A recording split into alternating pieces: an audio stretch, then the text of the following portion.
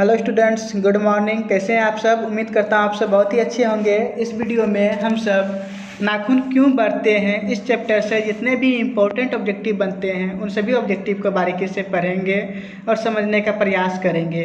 Video start करने से पहले आपसे एक रिक्वेस्ट करता हूं, अगर अभी तक आप हमारे वीडियो को लाइक नहीं किए हैं तो वीडियो को लाइक कर दीजिए। साथ ही हमारे चैनल को सब्सक्राइब कर बेल आइकन दबा दीजिए ताकि आने वाले हर एक वीडियो का नोटिफिकेशन आपको मिलता रहे। इससे पहले आपको और एक बात बता देना चाहता हूं कि अगर अभी तक आप सेकेंड हिंदी का एक भी ऑब्जेक्टिव नहीं दिखे हैं तो जाकर के प्ले लिस्ट में देखिए, वहाँ पे सेकेंड हिंदी का हर एक चैप्टर का पूरा ऑब्जेक्टिव अपलोड किया जा चुका है। फर्स्ट हिंदी का भी 3 वीडियो अपलोड किया जा चुका है।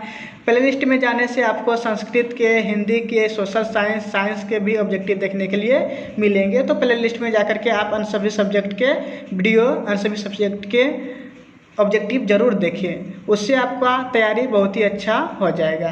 तो 1 नंबर क्वेश्चन देखिए क्या कहते हैं। 1 नंबर क्वेश्चन कुछ इस प्रकार से हैं, क्या कहते हैं, नाखून का इतिहास किस पुस्तक में मिलता है। यदि ये क्वेश्चन पूछेंगे, हम सब पढ़ रहे हैं नाखून क्यों बढ़ते हैं, ठीक ना, ये एक प्रकार का ललित निबंध है।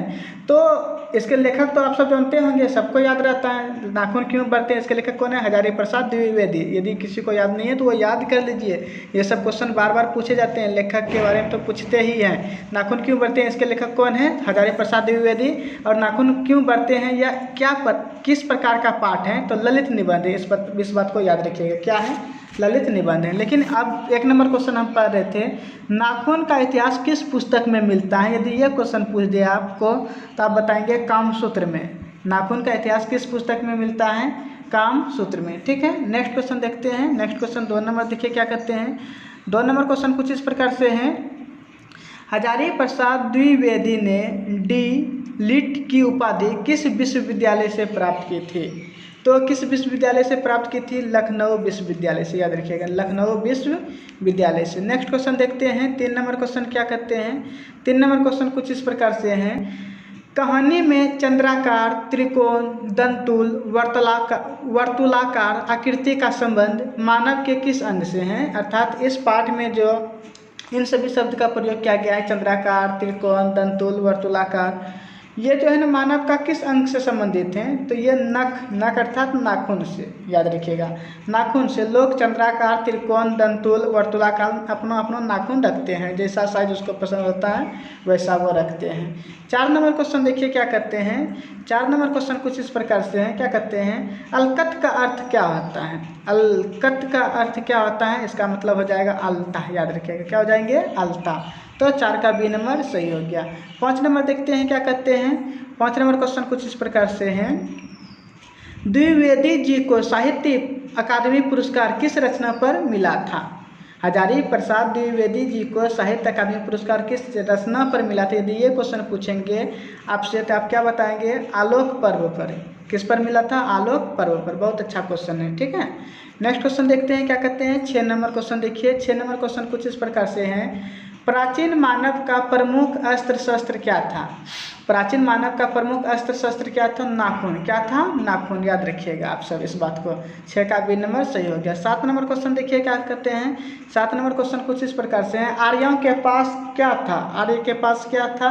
यदि ये क्वेश्चन पूछेंगे आपसे तो ए नंबर में देखिए क्या कहते हैं, लोहे का अस्त्र, बी नंबर में घोड़े, सी नंबर में मिट्टी का घर, डी नंबर सही, 3 में से सभी। लोहे का घर भी था, लोहे का अस्त्र भी था, घोड़ा था उसके पास, घर भी था, और यदि डी नंबर में है इनमें सभी, तो इसलिए इसका आंसर हो जाएंगे इनमें से सभी, याद रखिएगा।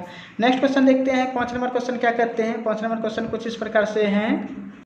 नेक्स्ट क्वेश्चन देखिए 8 नंबर क्वेश्चन। 8 नंबर क्वेश्चन क्या है, सब पुराने अच्छे नहीं होते और सब नए खराब नहीं होते, ऐसा किसने कहा। यदि क्वेश्चन यह पूछेंगे, सब पुराने अच्छे नहीं होते और सब नए खराब नहीं होते, ऐसा किसने कहा। कालिदास ने। बहुत अच्छा वाक्य है, याद रखिएगा इस बात को। नेक्स्ट क्वेश्चन देखते हैं क्या कहते हैं। 9 नंबर क्वेश्चन है, नखधर मनुष्य आज किस पर भरोसा कर रहा है। नखधर मनुष्य अर्थात हम सब जो है, हम सब एक प्रकार का नखधर मनुष्य हैं, तो हम सब आज किस पर भरोसा कर रहे हैं। तो एटम बम पर, परमाणु बम पर, याद रखिएगा, परमाणु बम पर भरोसा करके आगे बढ़ रहे हैं। सब देश के पास परमाणु बम है, आप सबको पता है। नेक्स्ट क्वेश्चन क्या कहते हैं। 10 नंबर क्वेश्चन देखिए क्या कहते हैं। 10 नंबर क्वेश्चन है, मनुष्य की मनुष्यता यही है कि वह इसके दुख सुख को सहानुभूति के साथ देखता है। यह तथ्य किसका है। यदि ये क्वेश्चन पूछेंगे आप क्या बताएंगे, यह किसका तथ्य है, तो गौतम बुद्ध का। किसका है, गौतम बुद्ध का यह युक्ति है। मनुष्य की मनुष्यता यही है कि वह सबके सुख दुख को सहानुभूति के साथ देखता है, याद रखिएगा। नेक्स्ट क्वेश्चन क्या है, 11 नंबर देखिए। 11 नंबर क्वेश्चन कुछ इस प्रकार से है, नाखून क्यों बढ़ते हैं, इसके निबंधकार कौन है, कौन है इसके निबंधकार। यदि ये पूछेंगे तो आपको क्या बताए थे शुरू में ही, हजारी प्रसाद द्विवेदी, हजारी प्रसाद द्विवेदी, याद रखिएगा। 12 नंबर क्वेश्चन देखिए क्या करते हैं। 12 नंबर क्वेश्चन कुछ इस प्रकार से हैं, आचार्य हजारी प्रसाद द्विवेदी जी का साहित्य की किस विधा में लेखन नहीं की है, अर्थात इसने साहित्य लिखता था लेकिन किस में नहीं लिखा था, तो उसने कहानी नहीं लिखा था, याद रखिए। हजारी प्रसाद द्विवेदी कहानी नहीं लिखे थे, लेकिन आलोचना लिखे थे, उपन्यास भी लिखे थे, निबंध भी लिखे थे, कहानी नहीं लिखे थे। नेक्स्ट क्वेश्चन देखते हैं। 13 नंबर क्वेश्चन क्या है। 13 नंबर क्वेश्चन कुछ इस प्रकार से हैं। 13 नंबर क्वेश्चन है, कौन सी रचना हजारी प्रसाद द्विवेदी की नहीं है। 4 ऑप्शन है, इनमें कह रहा है कौन सी रचना हजारी प्रसाद द्विवेदी का नहीं है। यदि ये क्वेश्चन पूछेंगे तो आप क्या बताएंगे, माटी की मूर्ति, माटी की मूर्ति। 14 नंबर क्वेश्चन देखिए क्या करते हैं। 14 नंबर क्वेश्चन है, द्विवेदी जी ने निर्लज अपराधी किसे कहा है, निर्लज अपराधी किसे कहा है। यदि ये क्वेश्चन पूछेंगे आपसे, आप क्या बताएंगे, द्विवेदी जी ने निर्लज अपराधी किसको कहा है, नाखून को। और ये भी क्वेश्चन आपसे पूछ सकता है, निर्लज अपराधी शब्द किसके लिए प्रयोग हुआ है, तो नाखून के लिए, याद रखिएगा। नेक्स्ट क्वेश्चन देखते हैं क्या करता है। 15 नंबर क्वेश्चन है, कामसूत्र किसकी रचना है, तो कामसूत्र वात्स्यायन की रचना है, याद रखिए, वात्स्यायन की रचना है। और आपको यही बताए थे शुरू में ही, पहला ऑब्जेक्टिव, कि नाखून का इतिहास किस पुस्तक में मिलता है, तो कामसूत्र में, याद रखिएगा। नेक्स्ट क्वेश्चन क्या करते हैं। 16 नंबर देखिए क्या है, सिक्कत, सिक्कत का अर्थ क्या होता है, तो सिक्कत का अर्थ होता है मोम, क्या होता है, सिक्कत का अर्थ होता है मोम। 17 नंबर क्वेश्चन देखिए क्या करते हैं, महाभारत क्या है, महाभारत एक प्रकार का पुराण है, याद रखिएगा। महाभारत क्या है, महाभारत एक प्रकार का पुराण है। नेक्स्ट क्वेश्चन देखिए क्या करते हैं। 18 नंबर क्वेश्चन है इस प्रकार से, हजारी प्रसाद द्विवेदी द्वारा रचित पाठ क्या है, कौन सा। इनमें 4 ऑप्शन है, कहता है हजारी प्रसाद द्विवेदी ने कौन सा पाठ लिखा है। तभी हम सब कौन सा पढ़ रहे हैं, नाखून क्यों बढ़ते हैं, इनसे संबंधित ऑब्जेक्टिव पढ़ रहे हैं। तो हजारी प्रसाद द्विवेदी ने नाखून क्यों बढ़ते हैं यही लिखा है, याद रखिएगा। नेक्स्ट क्वेश्चन देखिए क्या करते हैं। यहाँ पे क्वेश्चन है 19 नंबर, ललित निबंध है, ललित निबंध कौन सा है इनमें से, 19 नंबर देखिए। तो हम सब पढ़ रहे हैं नाखून क्यों बढ़ते हैं, तो नाखून क्यों बढ़ते हैं यह एक प्रकार का क्या है, ललित निबंध है, याद रखिएगा।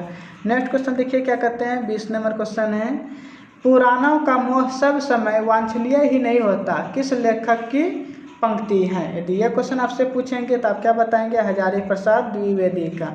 पुराणों का मोह सब समय वांछनीय नहीं होता, यह किस लेखक की युक्ति है, हजारी प्रसाद द्विवेदी का। नेक्स्ट क्वेश्चन देखिए क्या करते हैं। नेक्स्ट क्वेश्चन है, प्राचीन काल में दक्षिण भारत के लोग कैसा नाखून रखते थे, तो प्राचीन काल में दक्षिण भारत के लोग कैसा नाखून रखते थे, छोटे छोटे, याद रखिएगा, क्या हो जाएंगे, छोटे छोटे। दक्षिण भारत का विशेष जगह का चर्चा कर दिया, दक्षिण भारत के लोग का। नेक्स्ट क्वेश्चन देखते हैं। 22 नंबर क्वेश्चन क्या है, 22 नंबर क्वेश्चन कुछ इस प्रकार से है, दधीची की हड्डी से क्या बना था, दधीची मुनि के हड्डी से क्या बना था, तो इंद्र का ब्रज। बहुत अच्छा क्वेश्चन है जो कि पूछे भी हैं, देख लीजिए 2020 में ही पूछा है, तो याद रखिएगा, इंद्र का ब्रज बना था दधीची मुनि के हड्डी से। ये भी क्वेश्चन पूछ सकता है, इंद्र का ब्रज किसके हड्डी से बना है, तो दधीची मुनि के हड्डी से बना था, हाँ बोल दिए थे, गलती हो गया हमसे। नेक्स्ट क्वेश्चन देखिए क्या करते हैं। 23 नंबर, महावीर प्रसाद द्विवेदी का जन्म कब हुआ था, महावीर नहीं होना चाहिए यहाँ पे, हजारी प्रसाद द्विवेदी का जन्म कब हुआ था यह होना चाहिए। तो यदि हजारी प्रसाद द्विवेदी का जन्म कब हुआ था यह पूछेंगे तो आप क्या बताएंगे, 1907 ईस्वी को। कब बताएंगे, 1907। नेक्स्ट क्वेश्चन फिर से वही है, हजारी प्रसाद द्विवेदी का जन्म कब हुआ था, 1907। नेक्स्ट क्वेश्चन देखते हैं। 25 नंबर क्वेश्चन देखिए क्या करते हैं। 25 नंबर क्वेश्चन कुछ इस प्रकार से हैं, हजारी प्रसाद द्विवेदी का जन्म कहाँ हुआ था, कहाँ हुआ था। यदि ये क्वेश्चन पूछेंगे तो आप क्या बताएंगे, बलिया उत्तर प्रदेश। बलिया उत्तर प्रदेश में कब हुआ था, 1907 ईस्वी को, याद रखिएगा। नेक्स्ट क्वेश्चन देखते हैं क्या करते हैं। 26 नंबर क्वेश्चन कुछ इस प्रकार से है, कौन मनुष्य का आदर्श नहीं बन सकती, तो कौन नहीं बन सकती, बंदरिया मनुष्य का कभी भी आदर्श नहीं बन सकती हैं। नेक्स्ट क्वेश्चन देखते हैं क्या करते हैं। 27 नंबर क्वेश्चन है, देवताओं का राजा देवताओं का राजा से किसे संबोधित किया जाता है? किसे संबोधित हम करते हैं? देवताओं का राजा इंद्र भगवान को कहते हैं। किसको कहते हैं? इंद्र भगवान को देवताओं का राजा कहते हैं, याद रखिएगा। नेक्स्ट क्वेश्चन देखिए क्या है 28 नंबर। 28 नंबर क्वेश्चन कुछ इस प्रकार से हैं, क्या कहते हैं? नख किसका प्रतीक है? नाखून जो है, नाखून किसका प्रतीक है? यदि यह क्वेश्चन आपसे पूछेंगे तो आप क्या बताएंगे? नाखून पशुता का प्रतीक है, याद रखिएगा। पशुता मतलब पशु। नेक्स्ट क्वेश्चन क्या है 29 नंबर देखिए क्या कहते हैं। 29 नंबर क्वेश्चन कुछ इस प्रकार से हैं, पृथ्वीराज रासो किसका संपादन है? किसका संपादन है? यदि यह पूछेंगे आप क्या बताएंगे? हजारी प्रसाद द्विवेदी का संपादन है। पृथ्वीराज रासो किसका संपादन है? हजारी प्रसाद द्विवेदी का। नेक्स्ट क्वेश्चन देखिए, नेक्स्ट क्वेश्चन है हजारी प्रसाद द्विवेदी को कब पद्म भूषण पुरस्कार से सम्मानित किया गया था? यदि यह क्वेश्चन पूछेंगे तो क्या बताएंगे आप? 1957 ईस्वी को। कब बताएंगे? 1957 ईस्वी को, याद रखिएगा। तो 30 का बी नंबर सही हो गया। 31 नंबर क्वेश्चन देखिए क्या करते हैं, अशोक के फूल किसकी रचना है? तो अशोक के फूल किसकी रचना है? हजारी प्रसाद द्विवेदी का। बहुत अच्छा क्वेश्चन है। अशोक के फूल किसकी रचना है? हजारी प्रसाद द्विवेदी का। 33 का सी नंबर सही हो गया।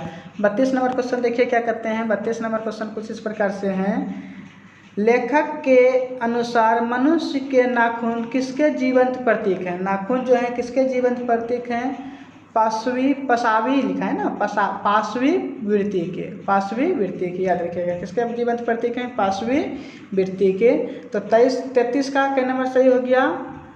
सी नंबर सही हो गया। नेक्स्ट क्वेश्चन देखिए क्या करते हैं। नेक्स्ट क्वेश्चन कुछ इस प्रकार से हैं, 33 नंबर, हजारी प्रसाद द्विवेदी की मृत्यु कब और कहाँ हुई? कब और कहाँ हुई? यदि यह पूछेंगे तो आप क्या बताएंगे? हजारी प्रसाद द्विवेदी की मृत्यु 1979 ये है ना, 1979 ईस्वी को दिल्ली में हुआ था। 1979 ईस्वी को दिल्ली में हुआ था, याद रखिएगा। नेक्स्ट क्वेश्चन देखिए क्या करते हैं। 34 नंबर क्वेश्चन कुछ इस प्रकार से हैं, सहजात वृत्तियों किसे कहते हैं? सहजात वृत्तियाँ किसे कहते हैं? अनजान स्मृतियों को सहजात वृत्तियाँ कहते हैं, याद रखिएगा। कहने का मतलब अनजाने में जो कुछ हो जाता है उसको सहजात वृत्ति कहते हैं। जैसे नाखून, बताइए, नाखून यदि बढ़ता है तो क्या हम सबको अनुभव होता है? नहीं होता है। बाल बढ़ता है, अनुभव होता है? नहीं होता है। तो इन सभी वृत्तियों को सहजात वृत्तियाँ सिंपल सी भाषा में समझ लीजिए, आप सब कहते हैं। नेक्स्ट क्वेश्चन क्या है 35 नंबर देखिए। 35 नंबर क्वेश्चन है, द्विवेदी जी से किसने पूछा था नाखून क्यों बढ़ते हैं? यह क्वेश्चन जो उठा है, नाखून क्यों बढ़ते हैं, यह क्वेश्चन द्विवेदी जी से अर्थात हजारी प्रसाद द्विवेदी से किसने पूछा था? तो उसकी बेटी ने ही पूछ दिया था, पापा जी नाखून क्यों बढ़ते हैं? तो इस क्वेश्चन का जवाब देने के लिए लेखक पहले से तैयार नहीं था, इसलिए वो सोच में पड़ गए थे, याद रखिएगा। नेक्स्ट क्वेश्चन क्या है। नेक्स्ट क्वेश्चन देखिए 36 नंबर क्वेश्चन कुछ इस प्रकार से हैं, नाखून क्यों बढ़ते हैं? पाठ में बूढ़ों ने सबसे बड़ी चीज़ किसे माना है? इस पाठ में बूढ़े व्यक्ति ने सबसे बड़ी चीज़ किसे माना है? तो याद रखिएगा, प्रेम को। किसको माना है? प्रेम को। तो आज के लिए इतना ही। अगर आपको वीडियो अच्छा लगा हो तो वीडियो को लाइक कर दीजिए, साथ ही हमारे चैनल को सब्सक्राइब कर बेल आइकन दबा दीजिए ताकि आने वाले हर एक वीडियो का नोटिफिकेशन आपको मिलता है।